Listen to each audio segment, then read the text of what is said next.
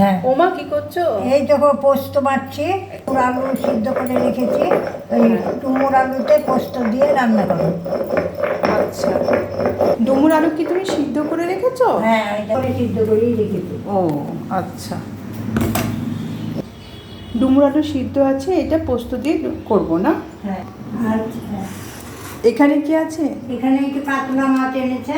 আচ্ছা। ওই কাতলা মাছ পটল দিয়ে রান্না করো। আচ্ছা, পটল দেবো? কি দিবা দেখো। ঠিক আছে। হ্যাঁ। আর কি মশলা দেবো? আর এই যে মশলা করা আছে, বা এই রসুন পেঁয়াজ আদা হ্যাঁ, জিরে সব দিয়ে বাটা আছে। মার পোস্তটা বাটা হয়ে গেল, আর ডুমুরটাও সিদ্ধ করা আছে। আমি এখন ডুমুর পোস্তটা রান্না করব। এখানে কি আছে মা? ওই দেখো আমের চাটনি। ডাল, আমের চাটনি। আচ্ছা, ডাল, মসুরির ডাল। হ্যাঁ। আর মসুরি ডাল সিদ্ধও আছে। আচ্ছা, প্রথমে কড়াইতে তেল দিয়ে দিলাম।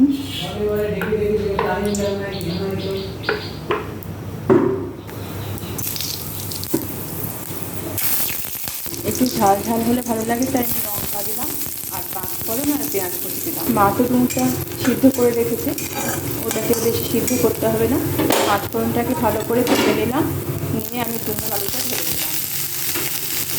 ডুমুর আলুটা ঢেলে দিয়ে তারপর আলু আর ডুমুরগুলোকে বেশ ভালো করে একটু নাড়াচাড়া করে নিলাম। এরপর পরিমাণ মতো লবণ দিয়ে দেবো আর হলুদ দিয়ে দেবো।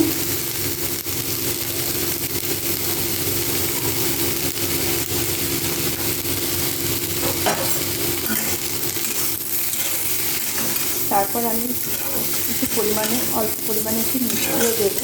ডুমুর পোস্ত বা ঘোড়ের মধ্যে একটু মিষ্টি দিলে বেশ খেতে অন্যরকম স্বাদ হয়, মিষ্টি মিষ্টি লাগে, ভালোই লাগে। আর এর মধ্যে কিন্তু আমি জিরে আদা লঙ্কা বাটা দিয়েও রান্না করতে পারতাম। এটা জিরে আদা লঙ্কা পেঁয়াজ বাটা দিয়ে রান্না করলেও কিন্তু খুব ভালো লাগে। তো আজকে আমি পোস্ত দিয়েই করবো।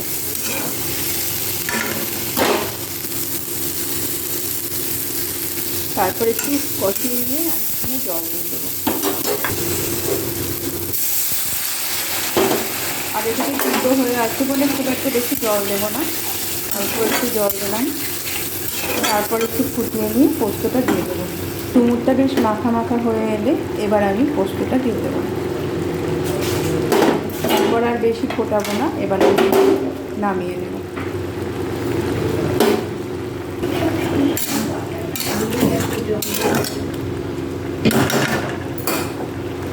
ডুমুর পোস্তর মতো কিন্তু থোড় পোস্তটাও খেতে খুব ভালো লাগে। অন্য আর একদিন থোড় পোস্ত রান্না করব। এরপর ডুমুর পোস্তটা নামিয়ে রেখে মাছটা রান্না করার জন্য তেল দিয়ে দিলাম মাছের কড়াইতে।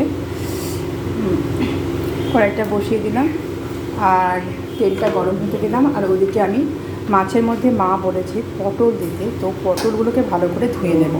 মাছটা মা ধুয়ে রেখেছিল আর পটলগুলো বেশ মোটা মোটা করে কেটে দিয়েছে। এগুলোকে ভালো করে ধুয়ে আমি মাছের মধ্যে দেবো। মাছের মধ্যে পটল দিলে কিন্তু বেশ খেতে ভালোও লাগে আর সবজিটাও খাওয়া হয়ে যায়। আর শুধু মাছটাও রান্না করা যায়, কিন্তু পটল দিয়ে একটু বেশি ভালো লাগে। পটলটা ধোয়া হয়ে গেলে মাছটা ভাজার জন্য মাছ থেকে জল ঝরিয়ে লবণ হলুদ মেখে নেব।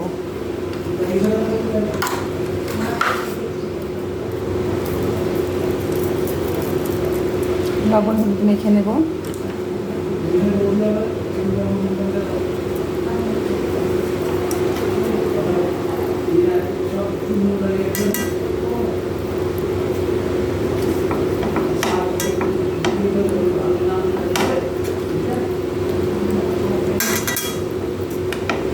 মাছটাকে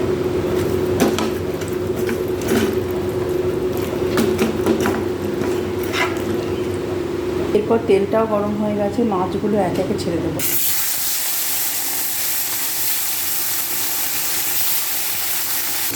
অনেকগুলো মাছ আছে তাই আমি মাছটাকে দুবারে ভাজবো। প্রথমে কয়েকটা পিস দিয়ে দিলাম আর বাকি পিসগুলো পরের বার দেবো। এরপর মাছগুলো এক পিস হয়ে গেলে উল্টে দেবো। সমস্তটাই একেবারে উল্টে গেল। মাছগুলো তুলে রেখে বাকি মাছগুলো দিয়ে দেবো।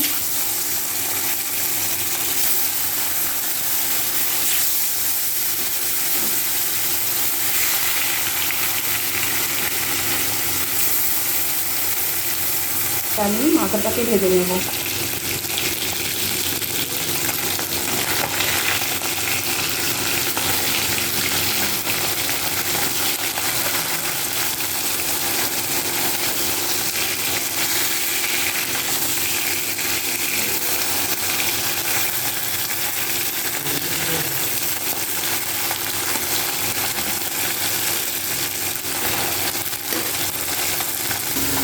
পটলের পাশে মাছগুলোকে তুলে রেখে তারপর কিন্তু আমি মাছটাকে ভেজে নিচ্ছি, আর পাশে পটকাটাও দিয়েছি, ওই জন্য আমি কিন্তু একটু ভেজে নেবো। মাছগুলো তুলে নিয়ে পটলটাকে হালকা করে একটু পেঁয়াজের সাথে আর ফোড়নের সাথে নেড়ে নিলাম। তারপর এখানে আমি দিয়ে দেবো পরিমাণ মতো লবণ আর হলুদ, আর এখানে দিয়ে দেবো জিরে, আদা, পেঁয়াজ, লঙ্কা বাটা। সমস্তটা পটলের সাথে আমি ভেজে নেব।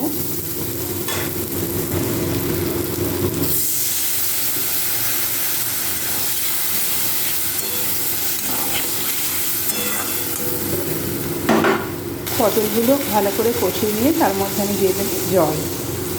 জলটা একটু ঝোলটা একটু ফুটে গেলে আমি দিয়ে দেবো মাছগুলো। তাহলে পটল দিয়ে কাতলা মাছের ঝোল রেডি হয়ে যাবে। ঝোলটা হালকা একটু ফুটতে শুরু করেছে, এখন আমি মাছগুলো দিয়ে দেবো।